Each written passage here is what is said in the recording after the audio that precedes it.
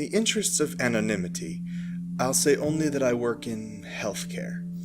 We seem to get more than our fair share of strange patients. One specifically has been on my mind lately.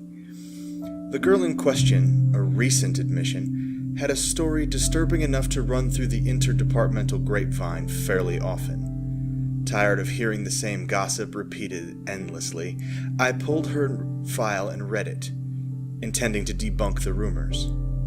I wish that I hadn't done that. The following is a cleaned-up version of her personal written account. This is all a misunderstanding, honestly. I'm fine. I am not the problem. There is someone else out there responsible for this. They're doing this to torture me. I shouldn't even be here. I've had some issues with body image. That much is true. I was actually failing yet another diet when it first happened. We were out celebrating Becky's promotion. The 5 of us were at dinner. It was a really nice restaurant, but I can't remember which, and my diet willpower was running on empty. We'd all had a glass or 2 of wine by the time my salad came. I'd resolved to eat only half of it, and only that much so as not to cause a scene in Becky's night. The girls pestered me whenever I refused to eat. Still, I couldn't help but think it was no coincidence that the skinniest out of the 5 of us was the first to get promoted. We'd all graduated more than a year ago, and the real world was like a slap in the face. None of us were really where we wanted to be. Except Becky, of course. Hunger filled me with constant pain, and hating myself for it stressed me to the limit.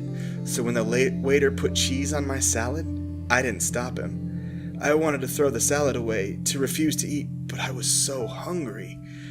And then, 2 bites in, angry but putting on a happy face for the girls, I found a long black hair wrapped around a piece of lettuce. It immediately disgusted me.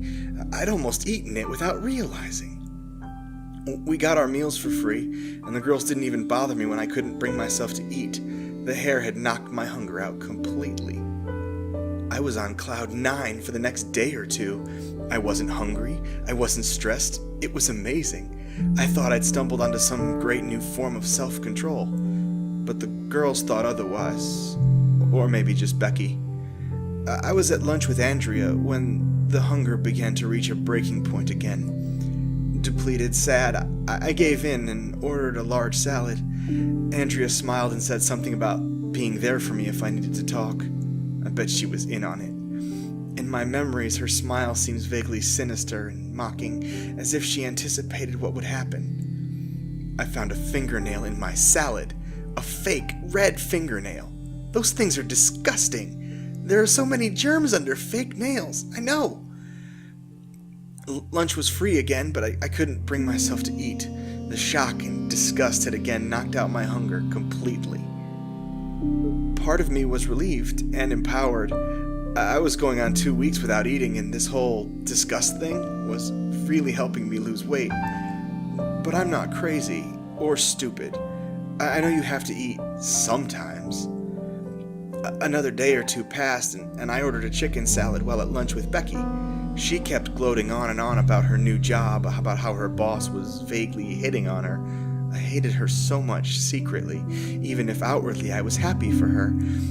I was mainly focused on my salad, though. It was sweet relief finally eating, until I bit down on something hard and squishy. I spit it out quickly. I remember Becky's exact words. "Oh my God, is that a toe?" I remember staring at the thing as it sat on my napkin. It was mushed, ground up, red, and cooked a little, but a bone clearly stuck out of it. The entire place shut down temporarily after that, but nobody could figure out where the toe had come from. Obviously, none of the employees were missing it, but Becky basked in the attention from the scandal. She even got on a local television, even though it was my salad that had the toe in it. This is a travesty. People can get seriously sick if they accidentally eat things like that, she'd said to the reporter. I was starting to wonder whether she had something to do with it. The shock had overwhelmed me, dispelling my hunger for a little under a day, but my relief and enjoyment was short-lived. I knew I'd have to start eating again, sooner rather than later.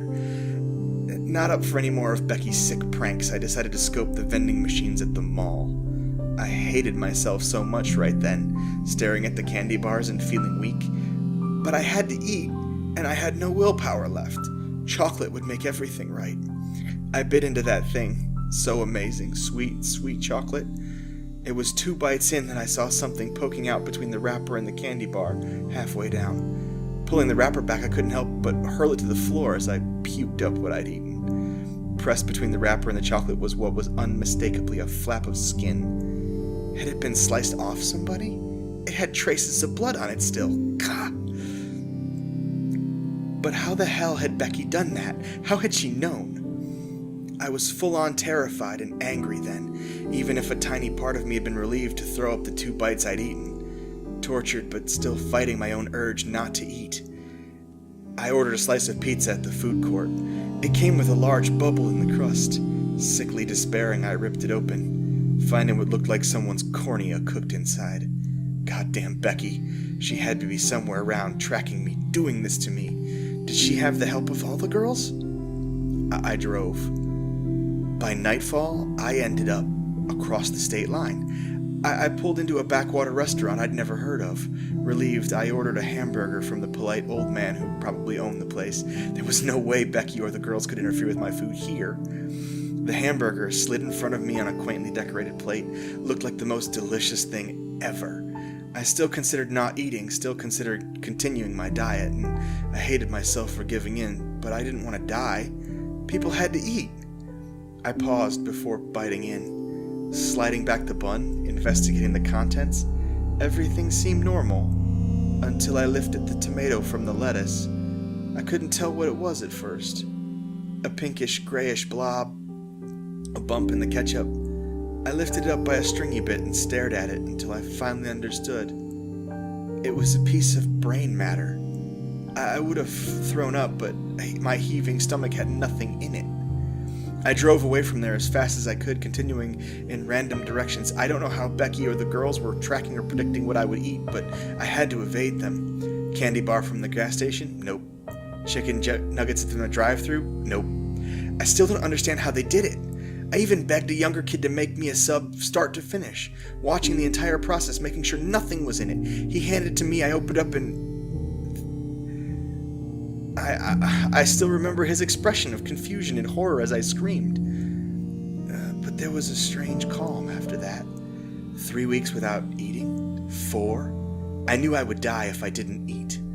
I had this strange thought, I had this idea of a place they couldn't predict, couldn't make disgusting and inedible.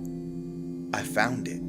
I did. I beat them. I found the most delicious chicken salad, and I ate it desperately, gorging, knowing I was finally saved. But I'll be honest, that was not what I expected to find the first time I did it. It makes sense now. When I cracked his skull open with that pipe, I almost couldn't believe it. He fell, and chicken salad splattered across the pavement. Supple green lettuce, crunchy, stringy, strips of chewy chicken, and that dressing. That dressing was to die for.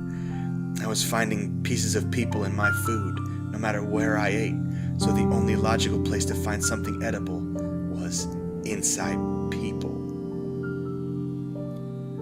We have to feed her intravenously. Normal food terrifies and disgusts her.